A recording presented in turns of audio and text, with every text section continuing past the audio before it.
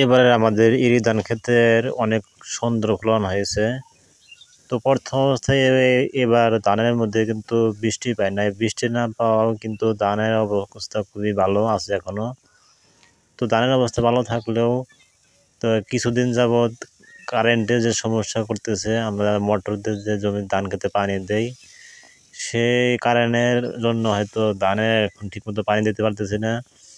Current যদি আপনার 30 minute current থাকে, থাকার পরে দাপ করে কারেন্ট কারেন্ট চলে যাওয়ার পরে 3-4 ঘন্টা আর কারেন্ট আসে না। তো আমরা ধান খেতে যখন পানি দিই, ধান ক্ষেত তো মনে করেন অনেক এরিয়া যে ধান ক্ষেত, যেটা বড় ধান ক্ষেত, সেই ক্ষেত্রে মনে করেন পানি 30 মিনিট পানি দেওয়ার পরে হয়তো 5 ভাগের অথবা 4 ভাগের 1 ভাগ জমিতে পানি যাওয়ার পরে কারেন্ট চলে যায়। কারেন্ট চলে যাওয়ার পরে 3-4 ঘন্টা কারেন্ট আর আসে না, তখন কিন্তু ওই জমিতে যে পানিটুকু দেওয়া হয়েছে সেই পানিটুকু শুকিয়ে যায়। শুকিয়ে যাওয়ার পরে আবার যখন কারেন্ট আসে, এভাবে করতে করতে আমাদের ধান খেতে কিন্তু পুরা জমিতে কিন্তু পানি দিতে পারতেছি না। তো অনেক সমস্যা হয়ে গেছে। এভাবে পানি দিলে ধানের অবস্থা এবার খুবই খারাপ হবে। তো এবারে ধানের কপালে যে কি আছে আমরা সঠিকভাবে বলতে পারতেছি না।